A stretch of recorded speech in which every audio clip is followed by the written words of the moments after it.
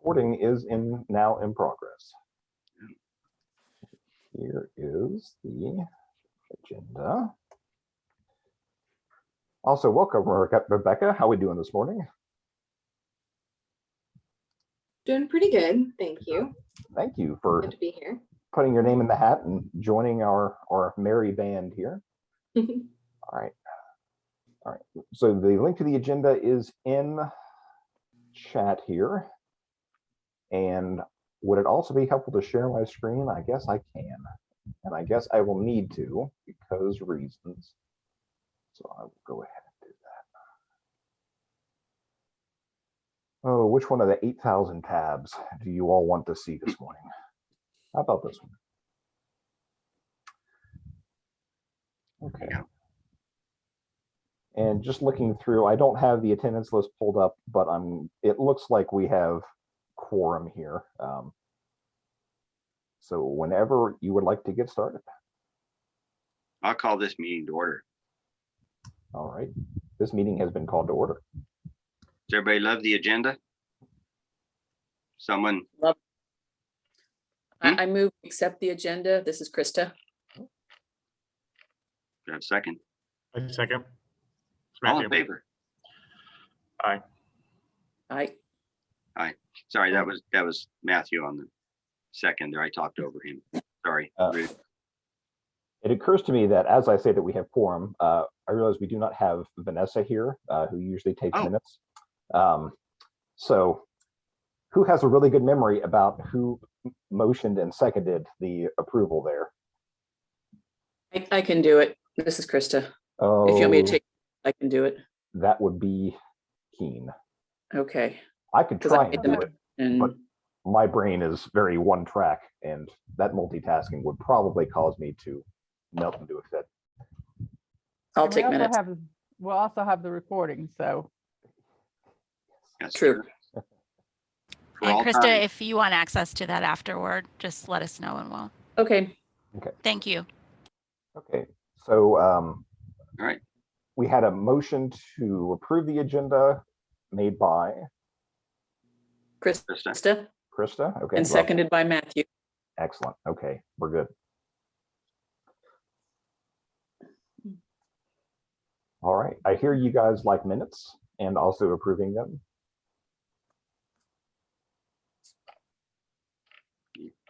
I'll bet Rebecca thought this was going to be a real formal, like, Roberts to the letter, huh?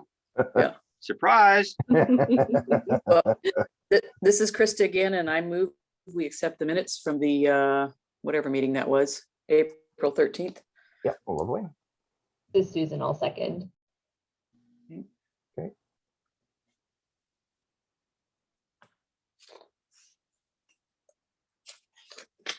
All in favor? Right. Sorry, I should ask. Or do you have any corrections or anything?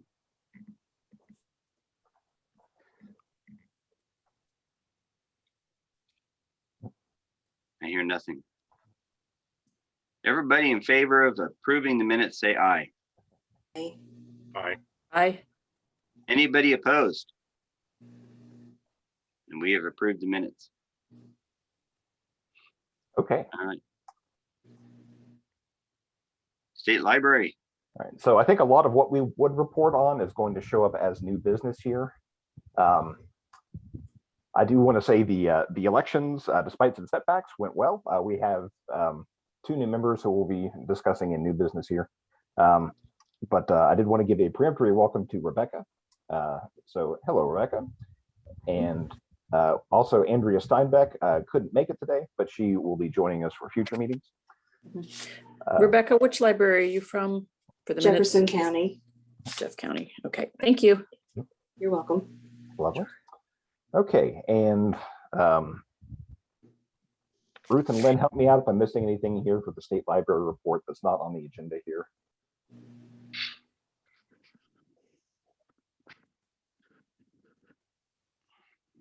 Well, the state library report is just a line item, so I don't actually know what's in it. Okay, fantastic.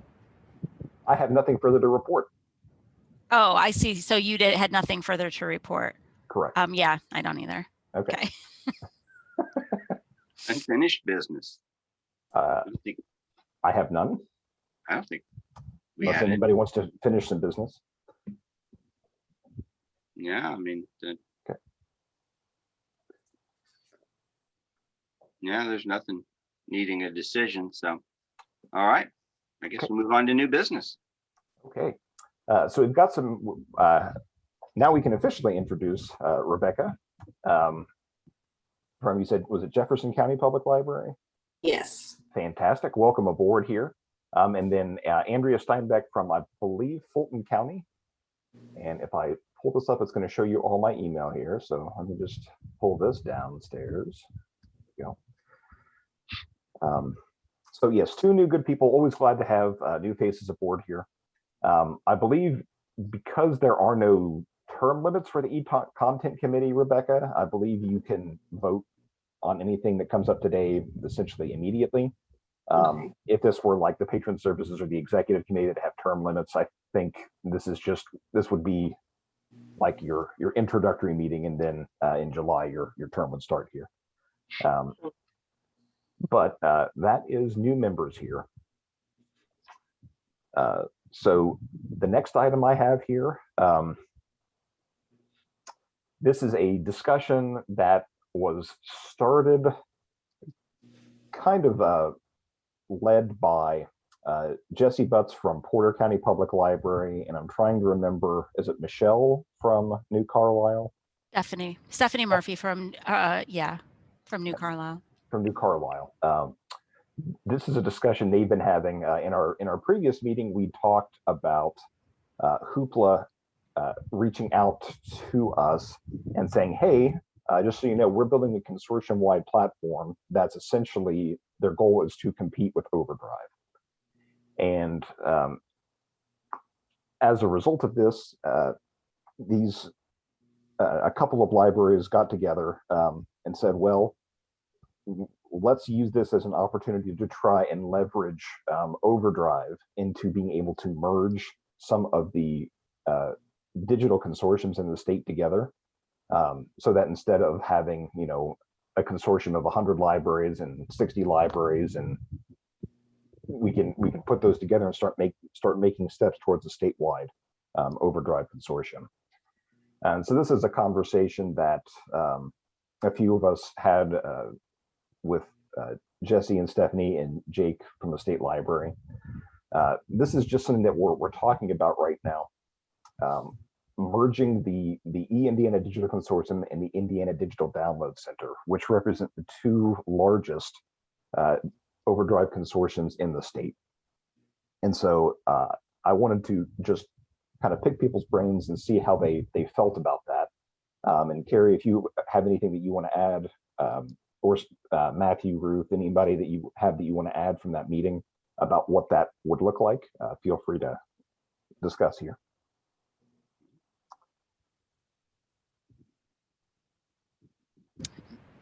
Matthew, I'd like to hear your comments if you have any. Yeah, I thought it was a good meeting, and I like the idea in theory of merging the two, especially so that all Evergreen libraries can be in the same digital consortium as well. But I mean, a big part of the merging of them was to get Overdrive to offer us a lower platform fee or no platform fee at all, so that we would have more money to spend on materials. And they would also like to potentially kind of centralize the way some purchasing is done. So with our group here, we do kind of centralize the purchase of magazines, but they were also discussing ways of centralizing the purchase of items that have large hold counts.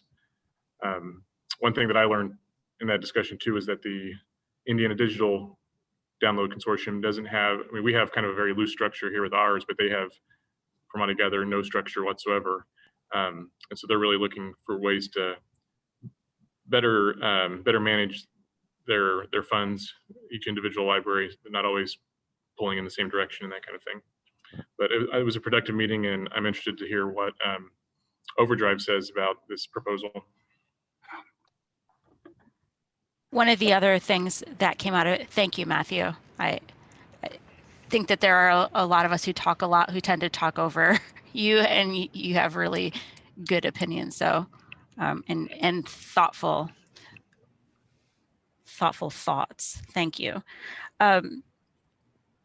Was the other thing that came out that I was excited about was the possibility to actually develop a collection development policy for this potential consortium, and which is something that, as you all know, large bodies of institutions working together sometimes find difficult, because it looks like it might tread on home rule and local decision making. But at the same time, when it's not there, it provides all of those little pits in the terrain for people to fall in and, yeah, lose the efficiency and mess with how monies are spent and items are shared and all of that. So I was excited about the possibility for that collection development policy piece of it. Yep. I like that it would, oh, sorry, go ahead. I was like, who do you envision as managing the collection development policy, overarching collection development policy? So one of the things that came out of that was that there would be a working committee that was formed based out of volunteers from member libraries, that would be their job. And that hasn't all been, I mean, this was the first official meeting to really talk in depth about what it could potentially begin to look like, but that would be part of the negotiations that would happen, what exactly that does look like. But it would not be, it would be a membership driven thing, like our several membership driven things. So see what Julia has written here. Can it include purchasing a regular copy of something before purchasing in it? Possibly. Yeah. Tired of some other libraries not doing that. Also heard from a member that the other consortium was going to lose their magazines. That was something that did come up during the meeting, was the surprise by the increase in cost related to the periodicals with the purchase of RB Digital. And it sounds to me like perhaps they're handling their magazines differently than we are in the EIDC as well. So one of the things that came up in the meeting, Julia, related to Advantage, is that where in the EIDC, the those with, and please correct me if I'm wrong, I don't know if this is a blanket policy or agreement or whatever, but those with Advantage accounts basically have hold protection, sort of, on that for 6 months. And then those Advantage titles go into the general collection.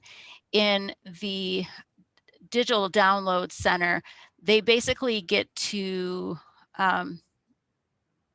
choose however they want to do it. And some of them never are sharing their Advantage titles. Some of them are sharing them right as soon as they buy them, so that their patrons do get priority. But if a patron doesn't check it out, then they can do that. So there would, as part of this, there would definitely need to be a consensus and agreement come to on how Advantage titles are used, for sure. And kind of piggybacking off of that, I'm trying, someone more knowledgeable about Overdrive than me can fill me in or fill us in on all of the, what are the different licenses that you can buy for Overdrive materials. There's like one cost, one use. There's like so many good for 30 checkouts. There's good, you can buy a license to have a book for like 2 years. And then something I Those didn't are know- still generally one copy, one use. Okay. Mhm. And in addition to that, they also have like 100 users simultaneous use. Is that right? That's rare. Yeah. That's rare. Okay. Yeah, so, And so expensive. basically with Overdrive, you either pay through the nose for a title that never expires, or you pay a little bit less for one that's metered, either number of checkouts or length, you know, Duration. Okay. you can have it for 2 years, yeah. Okay. Now, but then that's when the advantage counts come in too, which, you know, I don't know. But anyway, I just want to also speak up since I'm yakking here. I love the idea of anything that puts the squeeze on Overdrive, because I think they've been putting the squeeze on us for years. So if we have some leverage to get them to lower platform fees, I'm all for it. So. Yes. And Jesse is really, Jesse is, sorry, Keith. He is on it. I mean, he is pulling in his contacts, which he has, and believes that this is the time for it. Jesse from Porter County, and Stephanie as well, but he is definitely the one, and Jake is gung-ho about the whole thing in the best possible way. So Yeah, I think that there is a very general consensus that Hoopla having this opportunity is really kind of giving us the needed leverage to be able to push back against Overdrive, because they've kind of, I don't want to say had a monopoly, but it's their usage is so ubiquitous that they can call. Previously, they could pretty much call the shots and get whatever terms they needed. And Stephanie made a really good point during the meeting too, and I hadn't really thought about it this way, but she was 100% true as looking back, is that Marketplace, or what was Content Reserve before, the interfaces for reporting, they haven't really changed at all. Meanwhile, I know at Hagerstown for our platform fee, we were paying $500 a year, and where is that going? I mean, because we know that, I mean, that's not including the content credit. So maybe this will also put the impetus on them to make their reporting tools more efficient. I don't know, maybe. The only other big thing that I think this helps with is they made the really good point that, you know, currently without a centralized collection development policy, you can have a library that, to make a long story short, it's possible to spend the exact same amount of money and get, especially with the like 100 user simultaneous use policies, it's possible to spend the exact same amount of money and end up with 2 books that can be checked out by 2 patrons, or have like a title that can be checked out by 200 people at the same time and immediately fulfill the like high holds needs. And so having a consortium that can pool those resources to buy the more expensive simultaneous use copies would be a boon. And I like that, because really kind of the whole point of this is improving patron access, increasing access to resources, lowering hold times. Yeah, along the lines of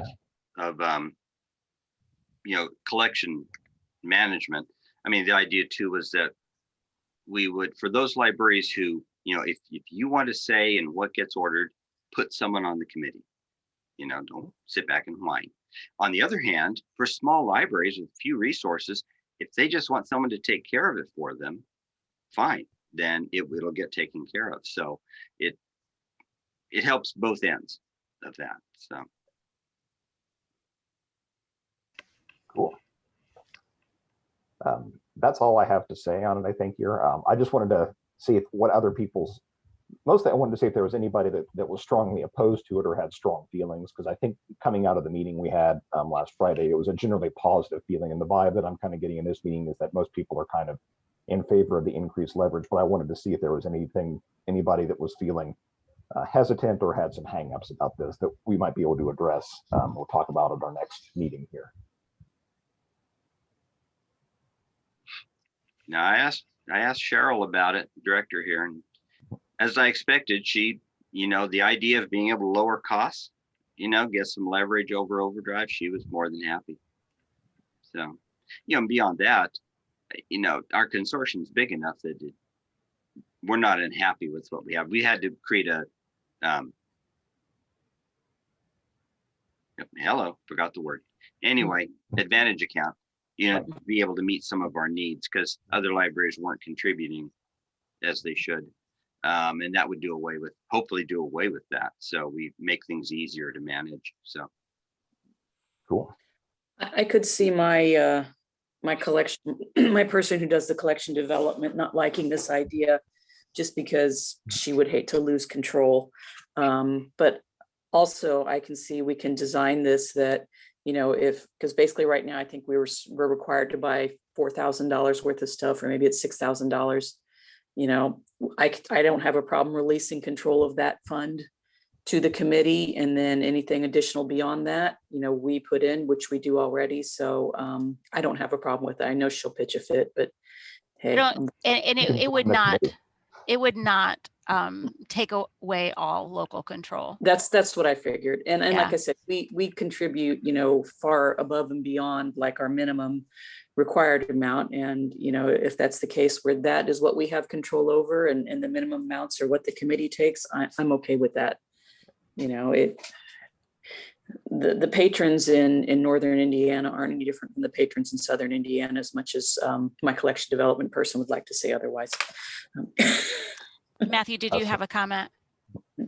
Yeah, just that in our discussion, the preliminary discussion anyway, was that something like maybe 50% of your initial content credit would be used by the consortium, and that would still give you at least 50% to spend as your developers would like.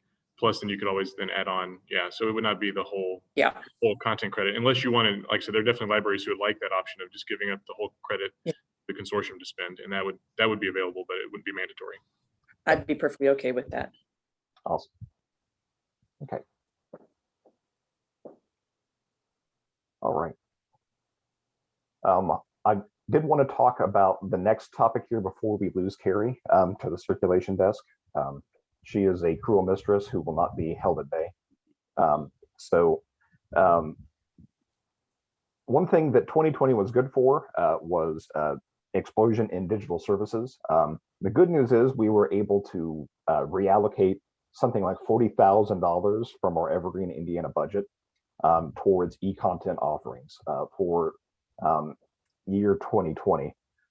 Unfortunately, now the time has come, the walrus said, to talk of many things, and we are in the unenviable position of a slimmed down budget.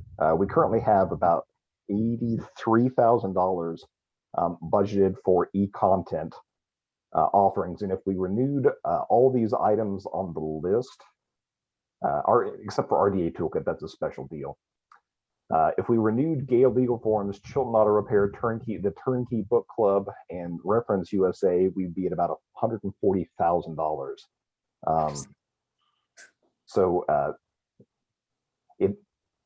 We get to kind of choose which of these services we want to keep going with here. Does anybody have any discussion on that before I throw some numbers up here? Get rid of turnkey. Can we make $83,000? I'd be okay with that too. I'm not crazy about it. So that said, yeah, the Turnkey Book Club is our most expensive cost per use. Given the just going by the number of users, there are 228 total users at a cost of around $27,500. So that comes out to about $120 per user for an ebook and a form to post on. So that is one of the ones that I am recommending that we drop. I'm good with that. Does anybody feel strongly about keeping the Turnkey Book Club? Does anybody had any positive personal interactions or patron interactions that they want to remark on? The book choices were good, but not any better than what could have been done Locally. right? Yeah. And they were done locally. I mean, they were decided on, Yeah, but but I yeah, don't know. no, it's super expensive. And in my opinion, the quality is Mhm. much less than what it could have, should have been. If I had a vote for keeping things, I would say I would love to keep Chilton's and legal forms. Okay. Those are two that I really appreciate that we have. Excellent. Yeah, Chilton and legal forms they both have reasonable usage. You could, do I need to make these numbers bigger here? Is that visible to everyone? I just have to lean way in. Okay, pull that up here. The only thing that I will say between the two of them is that while they are both provided by Gale, they're kind of apples to oranges. Gale legal forms, that's often in lieu of somebody actually visiting a lawyer, and you're talking $150 to $300 an hour if you're doing something like that, maybe more. So that cost per use is not as concerning perhaps as the 40 plus for the Chilton. So it basically, in the budget, it comes down to we can either keep reference solutions or we can keep both Chilton's and Gale. If we get rid of reference solutions, we can keep Chilton and Gale.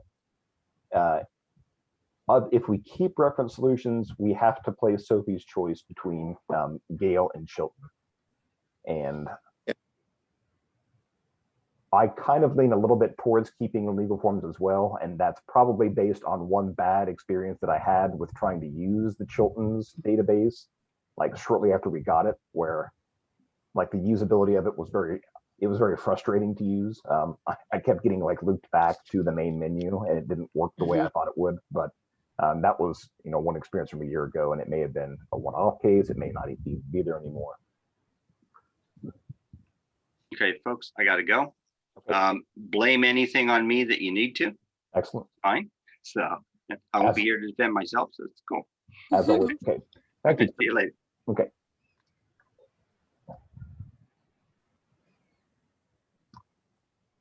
Okay, so tell me again what our goal is. Do we need to be down to that $83,000 budget-ish? Yeah, let me see here. Yeah, 83,000 is what I currently have budgeted. Okay. And this is pending approval by the executive committee for the 2022 budget this afternoon here. It's a good thing I'm on the executive committee too. I love it. I love it when a plan comes together. Is there any wiggle room with reference solutions to negotiate a different price? It's a great question. I haven't really talked to Andrea to be able to get an idea. I don't know. Let me look and see what we have paid for. This might be interesting. Trying to figure out what we've paid for reference solutions. So do I take it we're just kind of already ignoring Gale courses, or? So Gale courses, I actually put up here just as a side note. Gale courses is not a Evergreen is not a Evergreen is a pass-through for Gale courses. It is not something that we offer to the consortium at large. Gotcha. There are currently 9 libraries enrolled in it. I threw this up here because it is an eContent offering that we are a pass-through for. But it is something that individual libraries subscribe to, and they cut us a check. Gotcha. And we just pay through the state library to get better deals. Understand. Yeah. All right. My library subscribed to Chilton legal forms and reference solutions now before the consortium took them on, so we definitely would like them to all stay. Yeah. Yeah, I'm in a similar situation where I have longer contracts with A to Z databases and what's the other one? the other legal database. I can't think of the name of right now. That's not New Gale. Wave. Is it What's New that? Wave? New Wave. New legal Wave, form? yeah. Yeah. New Wave is okay. It's not as robust as Gale. It's cheaper though. So I don't know. Maybe New Wave would cut us a deal. I have a question. I got an email from Brodart yesterday, just Yeah. touching base before our meeting about that Comics Plus that I mentioned last meeting. Yes. And she said she talked to you and that when we were, what her email says is when we were in contact, the pricing was lower than 200 per library if it was purchased as a shared collection. Right. So if we were to drop definitely turnkey and reference solutions, if we kept Chilton and Gale, we would have money left, correct? That checks out. Okay. So that's So- something, yeah. I'm not saying go for Comics Plus. I mean, obviously everyone tested out and everything, but it would add up to right around the $80,000 mark. Yeah. If we were to get something like that, just throwing it out there.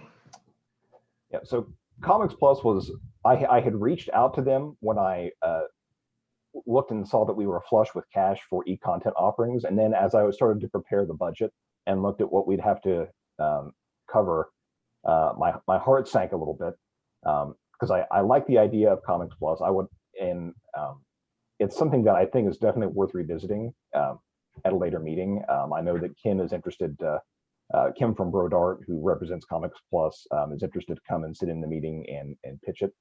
We can get a what's the word, a trial for anybody that wants to poke around that and see what it's got. I know that the biggest takeaways from Comics Plus are that it is a full like simultaneous use platform.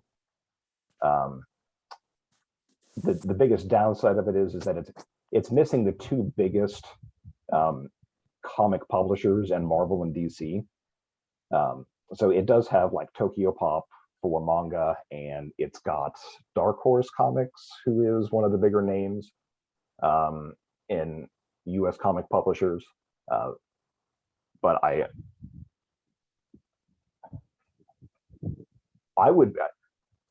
I'm curious to hear from folks who like reference solutions, because it's obvious they're getting a lot of views.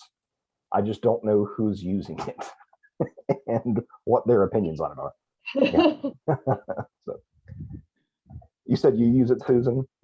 Yeah. We probably aren't all 14.5 of those searches there, but our users, but we definitely use it consistently at our library. So it'd be difficult to then have to be a individual subscriber again midway through our fiscal year. Right. Same. I know we use it quite a bit, and it would be very expensive to get solo again. It is. I'd hate to lose that because I feel like it's something we have to have. Okay. Same with Legal Forms and Chilton, but those are a lot more affordable solo. Not a lot more, but somewhat more. I apologize. I was in another screen. Are you referring to reference solutions? Yes. Yeah, there are some not, well, I mean, I know that you are all representing the entire consortium, but there are some libraries that don't have a personal representative here right now that this would be very impactful if we dropped reference solutions for them. And there would be some significant pushback as well.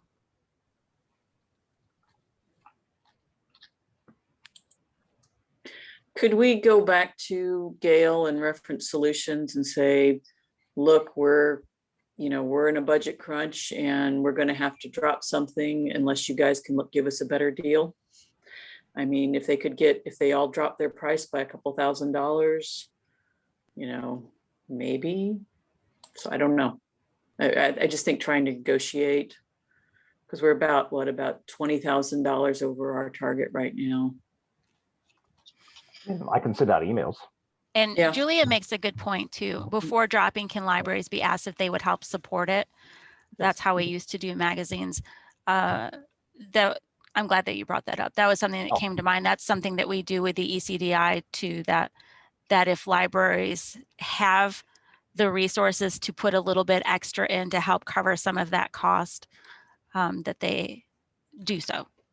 And then they get to designate how that is used as well. So still getting that consortial buying power, but also helping those who, At a Oh, I deep agree. discount. yeah. Okay. Then yeah, let me take some notes here. Would that require establishing a pass-through fund for those items? I'd have to think about that. I think it would. But we may already have one established that could function for it.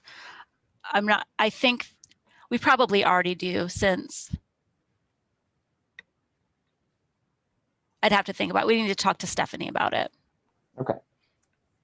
Because it would function a little bit differently than Gale courses and RDA toolkit. Okay.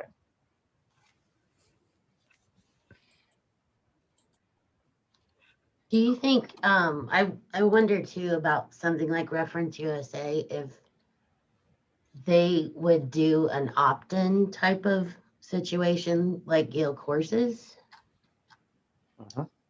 I mean, I know it's great for every library to have it, but I know there's libraries like us and Susan, you said that you just don't want to lose it. So it may be a matter of drastically dropping the price and only the libraries that definitely want it paying into it, just to kind of cut the cost a little overall. And so what would that, how do you envision that would look like? Like, would we take the overage cost? I know that in the divided past, by the number of libraries, or we divide it Yeah. up by population, or what would I know that in the past we've had big vendors of very expensive databases where they've proposed almost tiers to the committee to throw out there, where if you get half of Evergreen libraries saying they want in, you know, your price is this. If you get 3/4 of the libraries wanting in, the price is this. Right. And then each library could, I think it would be lower for each library. But what that ends up doing though, and I'm not saying don't think about that, because obviously think about all scenarios, but that takes it out of what is currently being paid from the membership fee and puts it back in a line item in your local budgets. Gotcha. That makes sense. And I do think right now it's a great price for everyone to have, considering what it would be solo, but it's still a lot of money. Because membership fees aren't going to change. So you still be paying the membership fee for Evergreen Indiana. But currently we're taking some of that money and putting it towards these resources, where in that scenario, that would be coming back and your library would be part of a tier, and it would then come out of your eContent budget. Gotcha. When does the decision need to be made by? I mean, 1 p.m. would be great. Well, but I don't think that's definitely not enough time for me to try and negotiate with Reference Solutions and Gale and try and think of an opt-in strategy here. And the Evergreen budget's going to be what the Evergreen budget's going to be. And so, and there is some room in the contracts themselves. Right. So that will depend, like the turnkey book club. I'm not sure when we, obviously, I don't know why I'm using that, since I'm pretty sure we're just dropping it. But Reference Solutions, I don't think that the contract for that went into effect until maybe September. September, I believe, yes. Yeah, so there's that much room there. And I'm not sure about the contracts with Gale. Those look like the earliest statistics that I can get for Chilton and Gale are August. So I know that for Gale, we have to renew that. We have to decide by the end of the month if we want to renew those, essentially. Of June. By the end of June, yeah. Okay. Yeah, they've been knocking on my inbox.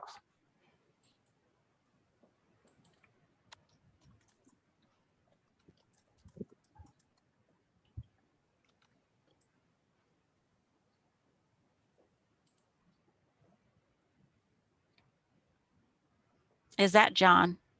Is he your contact there, John John Pellegrino? yes. Okay.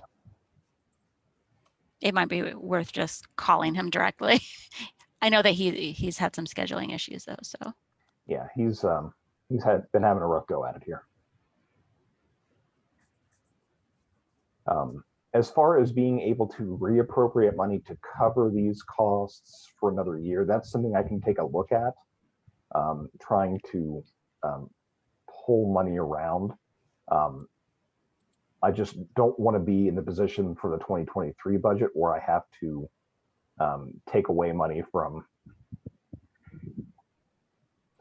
I don't want to say essential or things that we need to provision for in order to be able to fund all the e-offerings here. That would give us some more time to discuss and negotiate here, though. Does there need to be, or has there already been a vote about the Turnkey Book Club? There probably needs to be a vote, but there has not been one yet.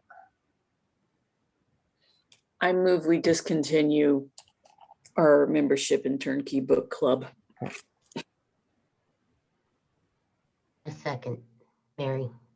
Thanks, Mary. All right. All those in favor, please say aye. Aye. Aye. All those opposed? All right. Sounds like we are discontinuing Turnkey Book Club here. I'm glad that at least was not a difficult choice. Well, and getting that out of the budget will at least have a visual bit of relief as well. So, and then can have some more perspective on the others as you go forward. Okay. I don't know about you all, but getting rid of that is like the highlight of my day today. It is. And it's not been a bad day. It is that much of a highlight. I also have feelings about like PHP bulletin board forum based discussion. It's like they couldn't even figure out amongst the like ocean of Zoom meetings that you could actually have an in-person book club meeting like one time during anyway. Yeah. We're leveraging platforms like. I should not be as vocal with my opinions as I am. Yeah. Too late. I mean, the vote's passed, so now I feel like I can be as vocal as I want. So. Well, you got to be diplomatic. I just got to do other things. Yeah, I have feelings. Okay. Does anybody want to propose any action regarding these other resources at this time, or would you like more time to discuss and see if we can't? The impression that I'm getting is let's try and negotiate better prices so that we can fit it into the budget. Is that? I think that's definitely one tactic. And then Julia's recommendation of seeing if members will support anything financially above and beyond our budget, I think is a good idea too. Great. So I think it's two phases. Okay, I have that. I have those notes written down here then. I don't know if that. Look at reappropriating money before putting it to the consortium. So first renegotiate prices, potentially, then look at reappropriating money, knowing that libraries themselves would have to support in their next budget cycle if they want to keep these subscriptions. Right. And that's one of the reasons that we're having this discussion now is that library, it's budget season. Good. Okay. All right. I have my marching orders there. Thank you for that guidance. Any other discussions on RDA toolkit? I think looking over a many quaint and curious volume of Forgotten Lore, RDA toolkit, is it a consortium-wide offering? I'm honestly not. It is sure. it is an opt-in thing for libraries who get a discounted rate on RDA toolkit because of the certain number, but the number is pretty low, and so the discount I think is fairly incidental. I think there are maybe 9 libraries that are going through 9, that. if I remember looking Yeah, over. and I think that the state library is one of them. So. And is that one of those pass-through funds then? I'm sorry, is that Yes. correct? Yes. Yes. So we don't need to worry about that. Correct. Okay. Okay. All right. Any other discussions on which digital services to keep? We had previously talked about at an administrative level dropping RDA toolkit as a thing, just because there is a fair amount of administration that goes into it for very little benefit to those libraries that are utilizing it. I think that, and this came as the transition from Stephanie Asbury from public services into statewide services, and now doing both, but that's another thing, taking the place of Wendy Knapp.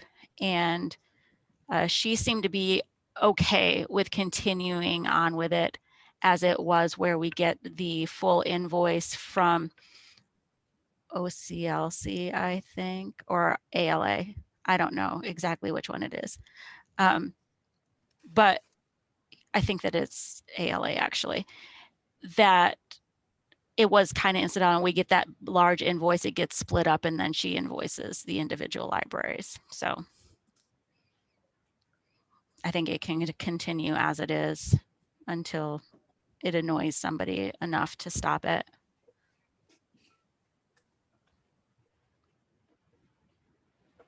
Or there's a new interface for somebody else. Anyway, opinions about that too.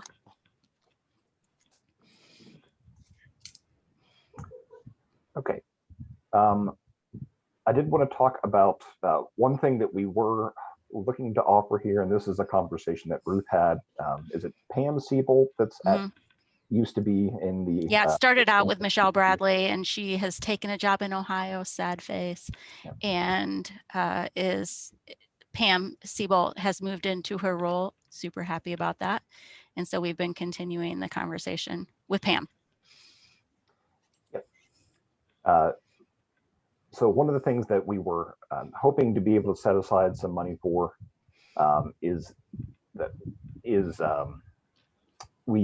we have an agreement with MCLS that any member of an Evergreen library would be able to take an MCLS course, essentially at MCLS member rates. An MCLS cataloging course. MCLS cataloging course. Right. Of which I have a PDF here of their So do you want me to go ahead and explain a little bit more while you're bringing that up? You're welcome to, certainly. Okay, so the idea was that, of course, we have the Evergreen Fundamental Skills Cataloging course, courses that are available to libraries, but we have seen an increase in the disparity between entry level and experienced catalogers in the consortium. And a lot of people coming into cataloging roles who actually have zero experience with what that even means, and are expecting to not only learn the software and how to utilize the ILS, but even before that, what does a catalog record look like? What are holdings? What does it mean for a call number? And what are some of the differences between a call number and a spine label? And at the same time, there are a lot of changing standards for people who do have an understanding of MARC and bibliographic records and AACR2 and RDA, but they're all kind of in different places depending on their experience, their education, where they have, and when they have been keeping up to date with those changes, and what some of the things that the cataloging committee, who is really, I mean, in tune with the things that are coming along from Library of Congress and other standards organizations for the what, but the we've seen a disparity between what they are coming out with and an understanding of some catalogers and not an insignificant number of catalogers at member organizations, understanding why that is. So, and that's not something that I teach. I mean, I teach ILS specific things. There are some places to get some free training and things like that, but oftentimes it's not the level of quality and technicality that's necessary. I mean, cataloging is a technical aspect of librarianship. So knowing that many of the offerings from MCLS are that quality but you have to pay for them. And so I started an initial conversation with Michelle Bradley about the possibility of what it would look like if we were to offer if we were to pay for some of our catalogers to take some classes from MCLS, and how we could make it fairly seamless and inviting. There are some organizations that can pay for their librarians to do that training, and others that can't or think that they can't, and so they just don't even look. And if they are not members of MCLS, then that price looks even more daunting. So we got some information back from MCLS because they needed to talk about it as well. And because the state library has an organizational membership with MCLS, and Evergreen, Indiana is housed with the state library, we can utilize that membership. And so that if somebody were taking a course through us under that proposed agreement, that they could get the membership rate, but then if we also have money appropriated from our membership fees, that we would cover a certain number of those. And now, Keith, take it away. Yes. Everything that Ruth said. Do you want me to add more? I can add more, but we're currently hoping to budget. Currently, I've got worked into the budget about $4,500 to allow for MCLS cataloging training. So that would allow somewhere between 30 and 45 courses over the course of the year. And this initial rollout would be specifically for Cat 1 catalogers. Yes. There is, and we have sometimes loudly promoted, sometimes not recently loudly promoted, the SABLE courses through the Idaho Commission on Libraries for beginning catalogers, because they have a very nice technical track that is free, but the continuing education for Cat 1 catalogers is a really, it's an important thing for all of our libraries. So we would want to focus there. That narrows the pool as well of people that we would potentially be paying for, but offering that service, that to your libraries. That sounds about right. But yeah, this would be just a nice thing that we could do to offer platform agnostic catalog training at a more advanced level than we're really able to offer it in-house here. So I don't know if this is a, well, first off, I will feel free to discuss and ask any questions that you may have. The only other thing I'll say is that the state library in the professional development office has been aware of this at a statewide level, that there is a need for continuing education at a higher level than is available to a lot of librarians. But again, most of the people who are staffing the PDO are either they are not catalogers. It's not something that, I mean, that is, it's a lot to develop those courses, and it usually is something that is you have to pay for, and they're not able to offer that high quality stuff, even though they know there's a need for it.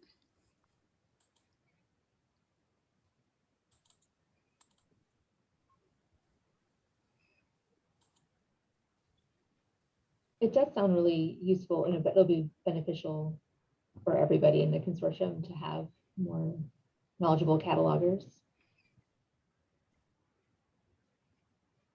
It'd be nice if they were more like on-demand classes. I'm not a cataloger though, so I don't I don't know anything.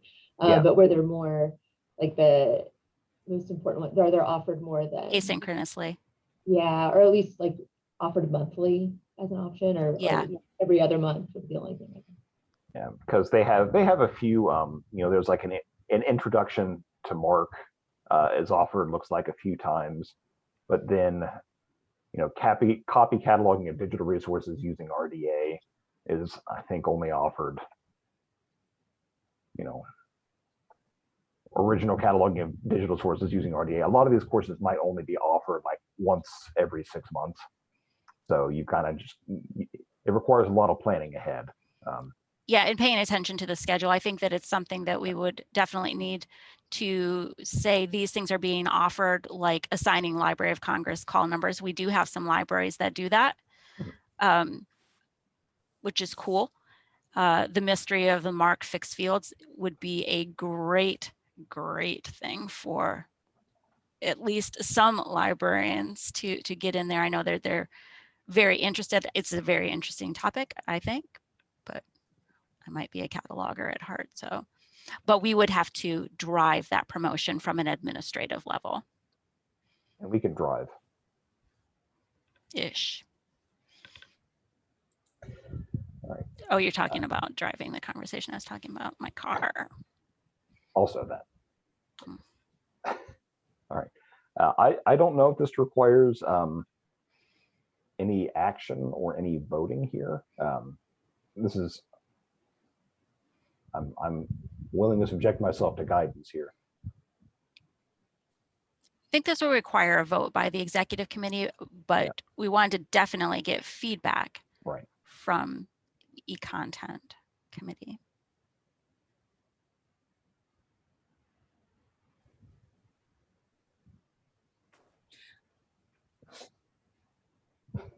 I'm not a cataloger, so I can't speak too much to it, but I think it's a good idea.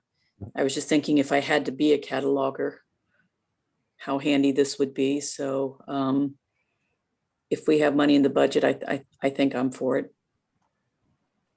I've worked a little bit in. It's not much, but it will cover it'll cover some courses here.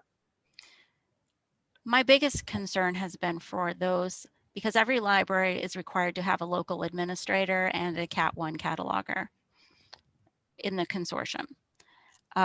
Whether or not they have the background of a traditional cataloger. And represented here, we see a lot of libraries that you have catalogers, as opposed to a director that catalogs and who also does the circ desk and who also does story time and all of that. So that has been the thing that has been on my mind. We have seen issues in the catalog that have impacted shared records. And I think that this would be one way of a multi-pronged strategy to address that.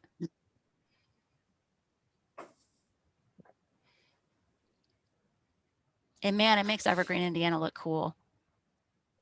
Hey, look, we're supporting your continuing education. Do we need some sort of motion or anything, or is this just a general recommendation to the executive committee, or what are we doing here? What do you need? I think I mean, just any feedback or anything that we can to take to the executive committee, any glowing endorsements or hesitations or anything like that. heck, if you voted on a I'll recommendation, give it a that'd be glowing amazing. endorsement. Okay. Glowing endorsement received. Okay. Okay. I have officer elections on here. We're down 2 officers, so I'm not sure if anybody just super wants to take on the reins. I know that one of the our one officer that is here is the French word that I can't say, the overdrive liaison. Thank you. It's you, Matthew. You're the person. So we could vote on the liaison and then table the chair-elect, and the secretary, which I'm not even certain. I was asked the other day by the person who I think is the chair whether he was actually the chair or not. So But Carrie was the chair. I also thought Kerry was the chair. I'm pretty certain he is. So I think we have a consensus that he is the chair. I nominate man. Yeah, as I say, you don't have to table those elections. There's a quorum here. He's not here to deny it. So And he already said he had to leave early, so Yeah. whatever happened he's was not here on to him. deny it. Mostly, I didn't want to offer it up in case, Rebecca, if you wanted to throw your name in the hat there for chair-elect, or the overdrive liaison, you are more than welcome to. If you want to grab some bulls by the horns, there are many that you could wrangle. Yeah. Chair, secretary, or liaison. We don't have a chair-elect in this committee. It says so in the bylaws, but Oh, well, that's not how it's been functioning, yeah, well. because the chair-elect should then be the chair the next year. That's correct. But since we don't have term limits, it's. Yep. Yeah. Okay. Is Vanessa listed as chair-elect? Vanessa is the secretary. So there is not a chair-elect? There is not a chair-elect to my understanding. But there is one required in the bylaws? There is, let's see, let me pull in their bylaws up here. Not that this was something that I was Googling while we were talking about MCLS. Officers. Yeah, so that is something that there definitely should be then, if we don't have one in force. And yeah. So Carrie should actually just remain the chair. There should be a chair-elect that is voted on by the committee. Secretary can be whoever, if somebody wants to, compete with Vanessa for that. But then the chair-elect next year would become the chair, and you'd vote for a new chair-elect. Yep, that makes sense. So we need a call for nominations for the chair-elect. You can nominate yourself.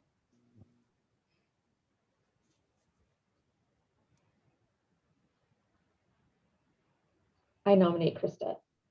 What? Oh. Sure, I'll do it. Bless us, everyone. Yeah. All right, we have a nomination for Krista Ledbetter for the chair-elect. And then Krista, did you renominate Carrie?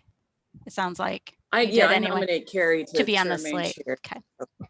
But Susan, that was you that nominated me, right? Correct. Yes. That was, yeah.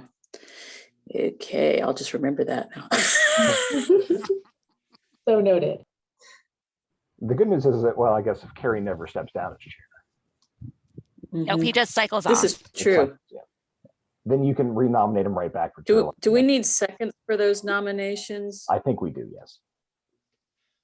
All right, so I nominated Carrie as chair. So we need a second for that nomination.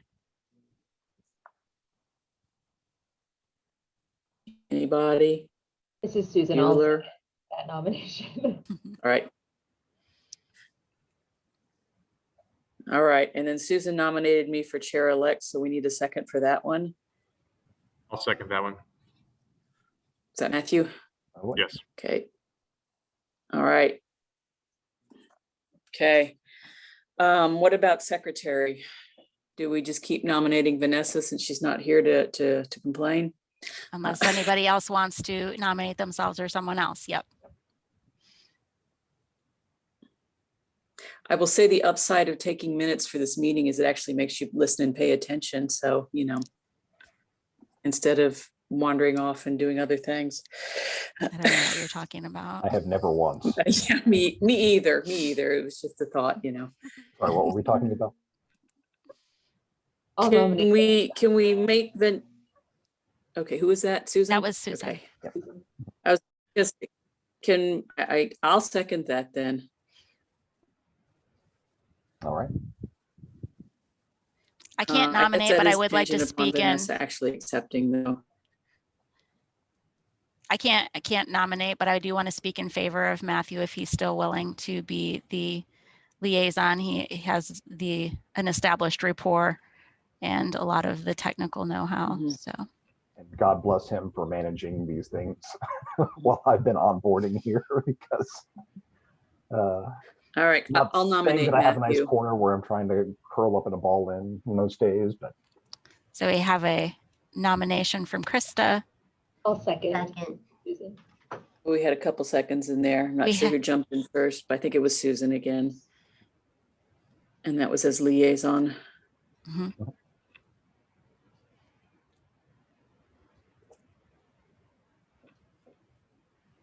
Okay, so we have a slate. I think I'm kind of taking over for Carrie since he left anyway.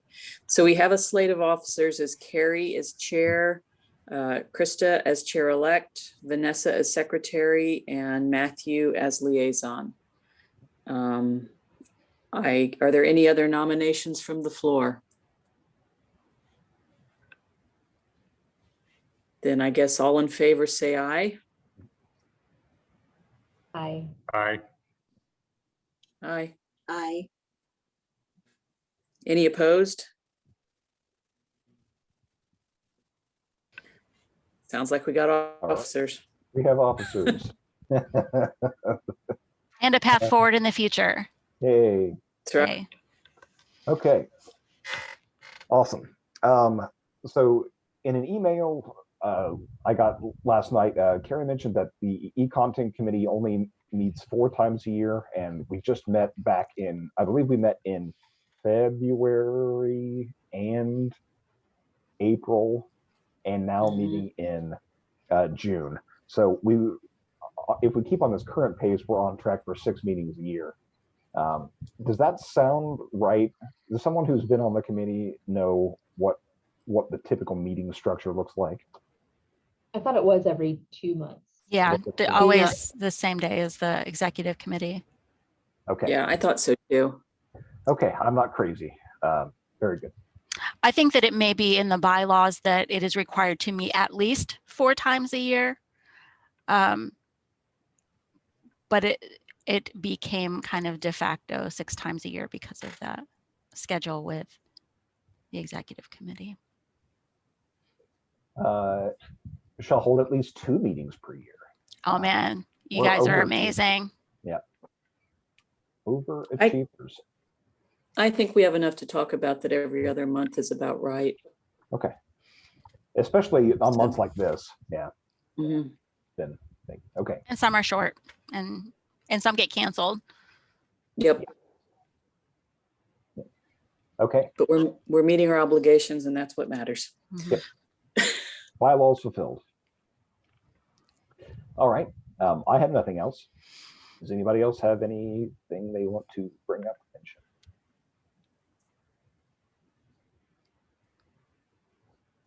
Okay. If not, I've got on our calendar that our next meeting will be at 10 a.m. Eastern, 9 a.m. Central on August the 10th. That's a Tuesday. Matthew, since you were here, traditionally, I think the eContent committee meets at Plainfield, and the executive committee does as well. Do you happen to know if Plainfield is opening its doors and meeting rooms to allow for in-person meetings by August? Yes, we're open for meetings right now. So if Excellent. you'd like to gather in person, I can put us on the books here at Plainfield if it's agreeable to everybody. Yeah, if you want to do some back channel scheduling to get us in there for that date. I'll also touch base with you about the executive committee meeting as well, if that's okay, because that meets at 1 o'clock in the afternoons on the same day that the eContent committee does at Plainfield. Yeah, I'll reserve for both committees. Yep. And there will still be the opportunity for people to attend remotely. I mean, I know Jefferson County might be a drive. It is a drive, might not be a drive you're willing to make. So there will still be that opportunity. Yep, absolutely. At least for the foreseeable future, I think all of our meetings are going to be a combination of in-person / Zoom. And they were previously as well, Excellent. to a certain extent. Okay. Welcome, Rebecca. Thank you, everybody. You guys are amazing. Thank you. Do we need a motion to adjourn here?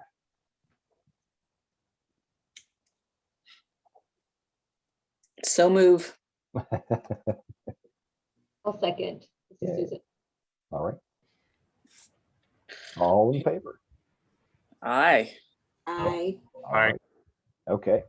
I need to get to lunch. So thank you, everybody. thank you. Thank you. All Good right. seeing everyone. Yep. Take care. We'll see you soon.